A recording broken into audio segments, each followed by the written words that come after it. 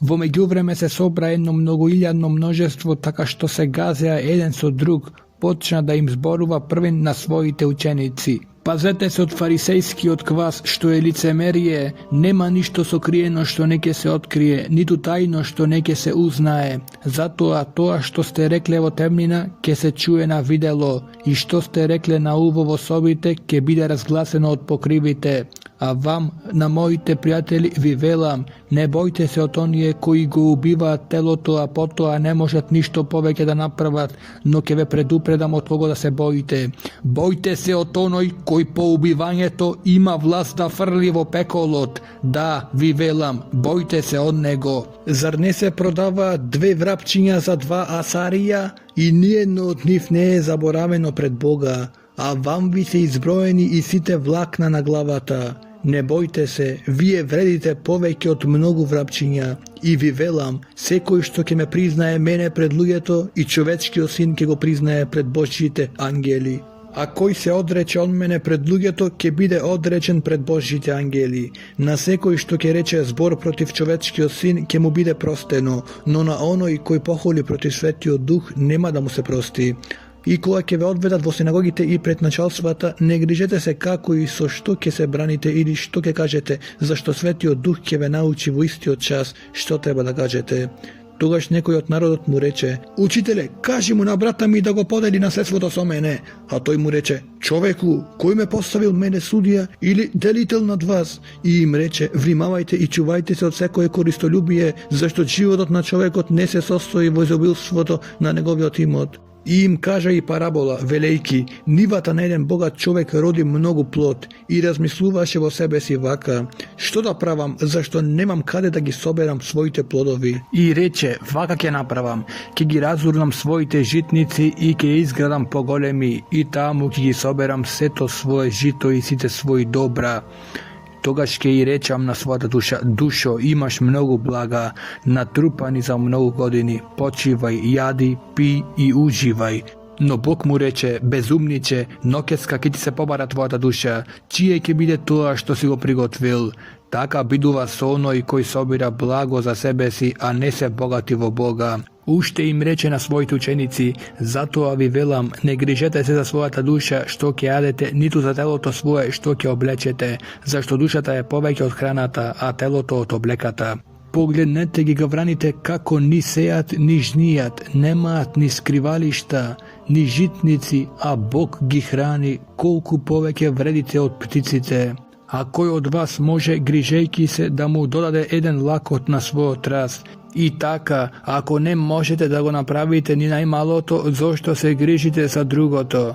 Погледнете како растат лилијаните, тие не се трудат и не предат. А јас ви велам дека ни Соломон во сета своја раскош не се облече како еден од нив. Ако Бог така ја облекува тревата во полето што денес ја има, а утре ја фрлаат во печка, колку повеќе вас маловерни. И така не барајте што ќе јадете и што ќе пиете, и не се вознемирувајте со грижи. Сето тоа го бараат народите на светот, а вашиот татко знае дека тоа ви е потребно. Туку барајте го неговото царство, а тоа ќе ви се придаде. Не бој се, мало стадо, зашто вашиот татко благоволи да ви го даде царството. Продајте го својот имот и дајте го како милостина. Направете си торби што не изветвуваат, неисцрпно сокровиште на небесата, каде крадец не се приближува, ниту молец изедува, зашто каде е вашето сокровиште, таму ќе биде и вашето срце. Нека ви биде препашан крстот, а светилките запалени, а вие бидете слични на луѓе кои го чекаат својот господар кога се враќа од свадба, за да му отворат веднаш штом дојде и почука. Блажени се оние слуги кои господарот ќе ги најде будни кога ќе си дојде. Вистина ви велам дека ќе се препаше, ќе ги прилегне до трпезата и ќе дојде да им служи.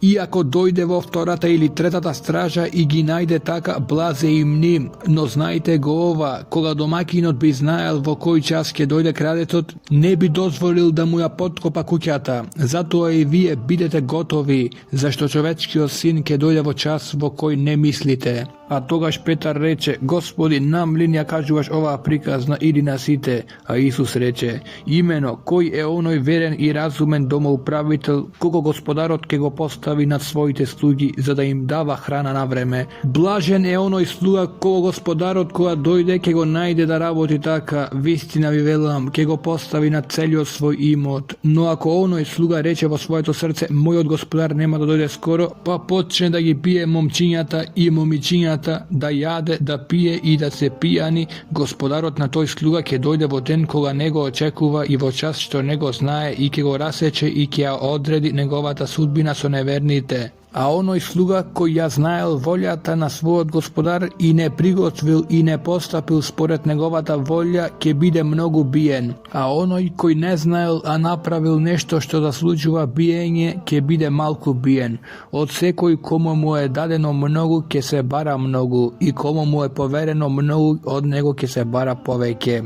Дојдов да фрлам оган на земјата и колку би сакал веќе да е запален. Но треба да се крштам со крштавање и колку ми е тешко додека не се изврши. Мислите ли дека дојдов да ги донесам мир на земјата? Не, ви велам, туку раздор, зашто од сега 5 мина во една куќа ќе бидат разделени, тројца против двајца, двајца против тројца, ќе се разделат таткото против синот и синот против таткото, мајката против ќерката и ќерката против мајката, свекрвата против својата снаја и снајата против свекрвата.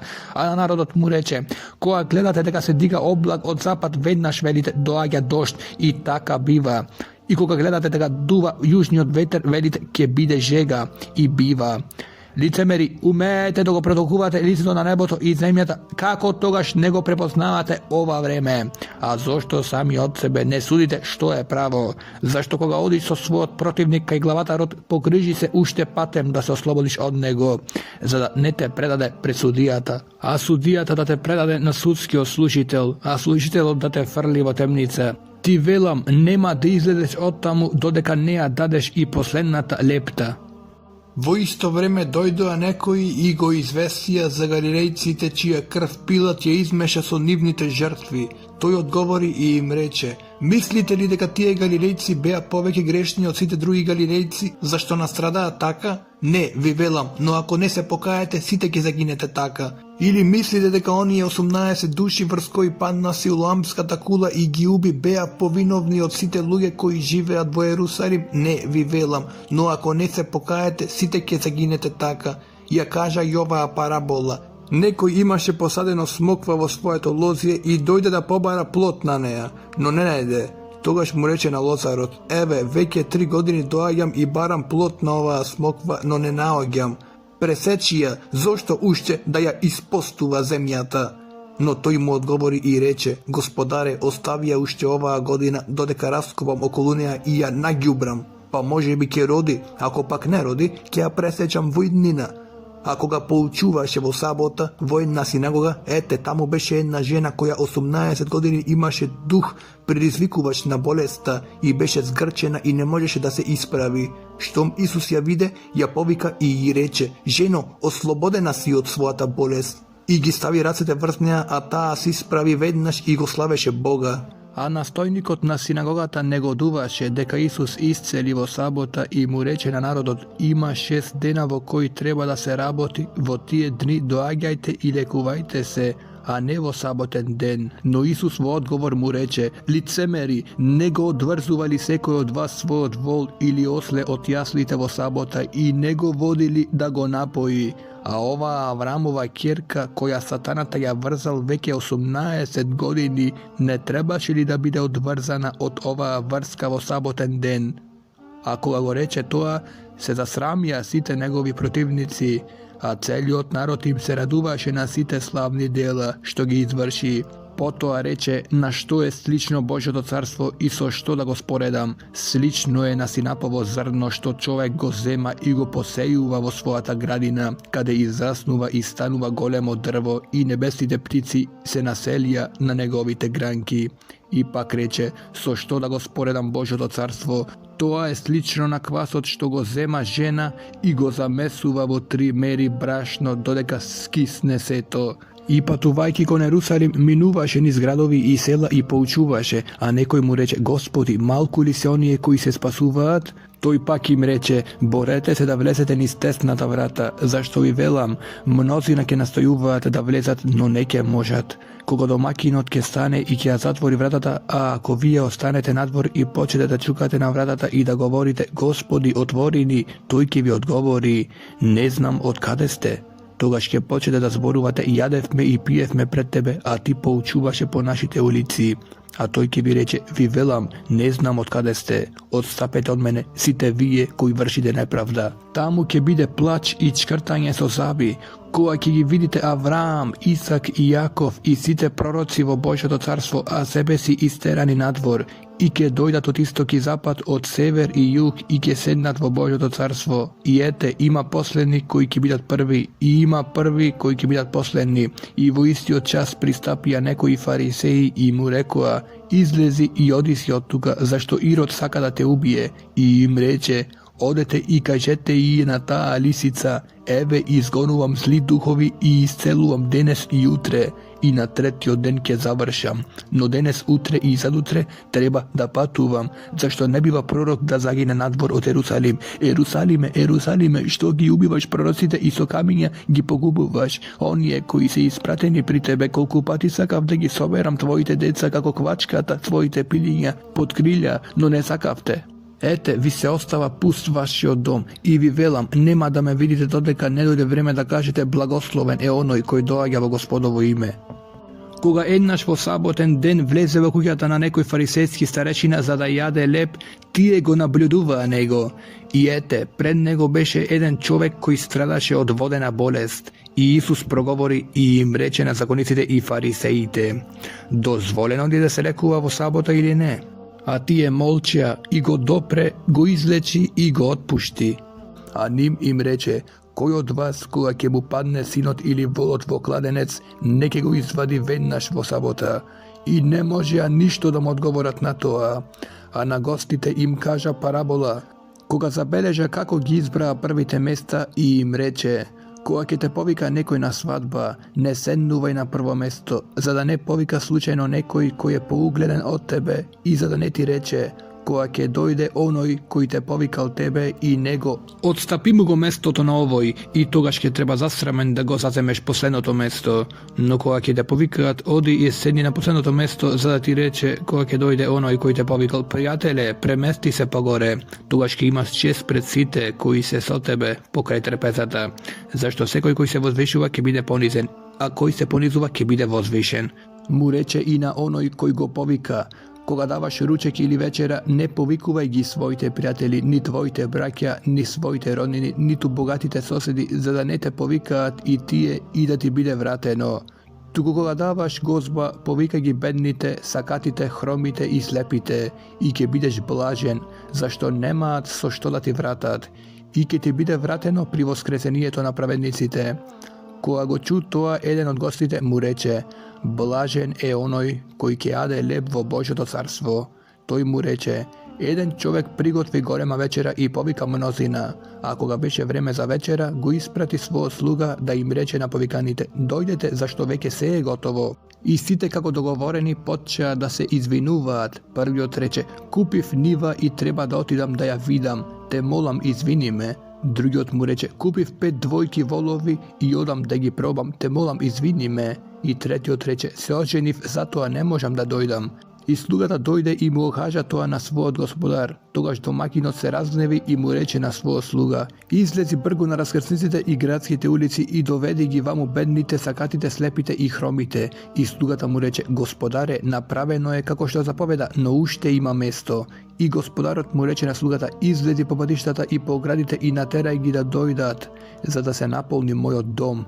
Зашто ви велам, ни еден од повиканите нема да вкуси од мојата вечера. А кога големо множество одеше со него, тој се заврте и им рече, ако некој дојде при мене, а не ги намрази татка си и мајка си и жена си и децата и браќата и сестрите, па и својата собствена душа, не може да биде мој ученик. Кој не го носи својот крст и не оди по мене, не може да биде мој ученик.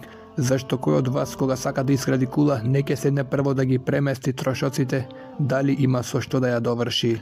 И кога ќе ја постави основата, а не може да доврши, сите кои гледаат да почнат да му се подсмеваат велејки: овој човек почна да гради, а не можеше да доврши.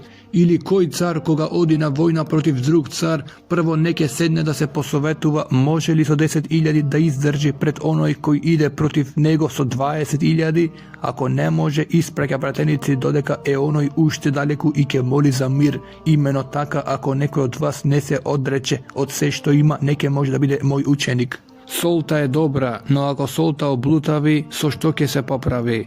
Ниту е за земјата, ниту за ѓубрето, ја изфрлаат надвор. Кој има уши да слуша, нека слуша. Сите цареници и грешници се приближуваа при него за да го слушаат, а фарисеите и книжниците пак негодуваа велејки: овој прима грешници и јаде со нив. Тогаш им ја кажа оваа парабола: кој од вас, ако има 100 овци и загуби една од нив, не ќе ги остави 99 во пустината и не ќе одиде по загубената додека не ја најде, а кога ќе ја најде, ќе ја крене радувајки се на своите рамена, и кога ќе дојде дома ќе ги повика пријателите и соседите и ќе им рече: радувајте се со мене зашто ја најдов својата изгубена овца. Ви велам дека ќе биде на небото поголема радост за еден грешник кој се кае, отколку за 99 праведници кои немаат потреба од каење. Или која жена ако има 10 драхми и изгуби една драхма, нема да запали светилка и не ја мете куќата и не ја бара внимателно додека не ја најде. А кога ќе ја најде, ќе ги повика пријателките и соседките и ќе им рече: радувајте се со мене зашто ја најдов драхмата што ја изгубив. Така ви велам, се радуваат Божите ангели заради еден грешник кој се кае. И рече: некој човек имаше 2 сина и помладиот од нив му рече на татка си: татко, дај ми го делот од имотот што ми припаѓа. И тој им го раздели имотот, а по неколку дена помладиот син собра се свое и отиде во далечна земја и таму го потроши својот имот живеејќи развратно.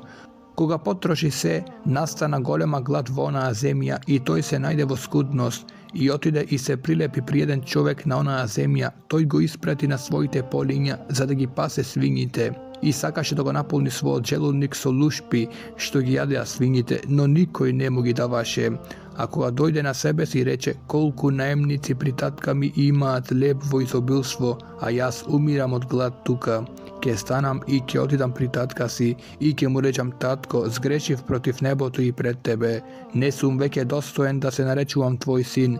Прими ме како еден од своите наемници.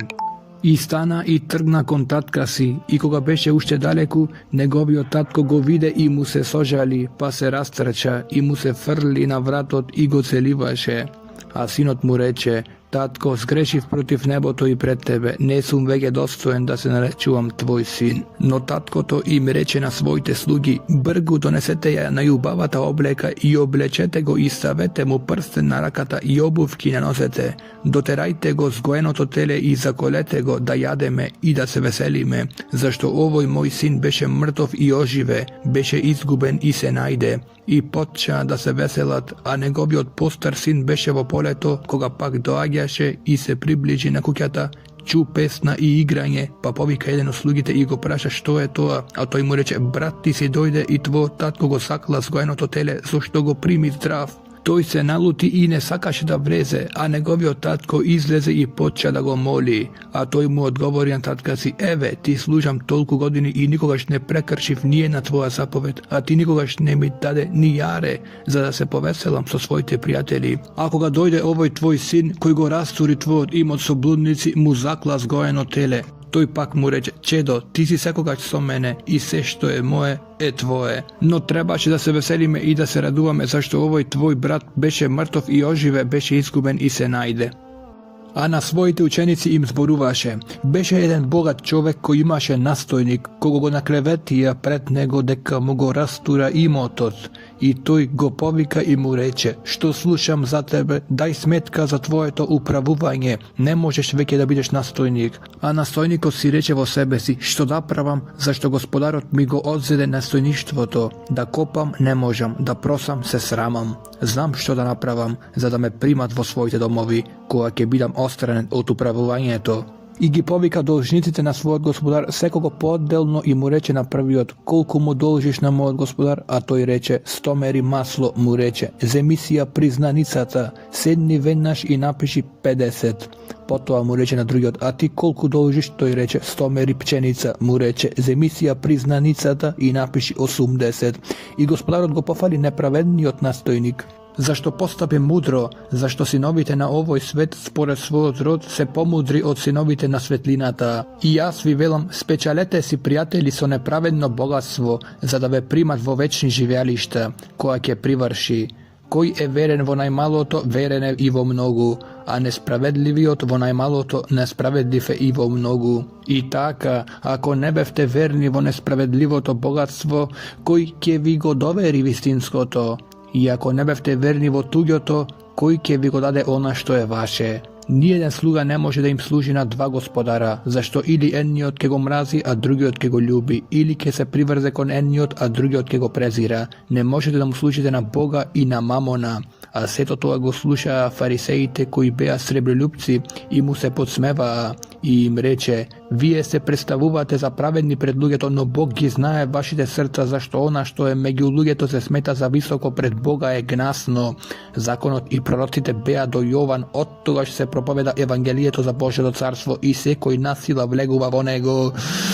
Полесно е небото и земјата да поминат отколку да пропадне една цртичка од законот. Секој кој ја остава својата жена и се жени со друга прави прелюба, и кој се жени со оставена прелюбодејствува. А беше еден богат човек кој се облекуваше во црвено сукно и во ленено платно и се веселеше сјајно секој ден, а еден сиромав по име Лазар, целиот со чирови, лежеше пред неговата врата и сакаше да се насити со она што паѓаше од столот на богатиот, и кучињата доаѓаа и му ги лижеа раните, и сиромавиот умре, и ангелите го однесоа во Аврамовото крило, умре и богатиот и го погребаа.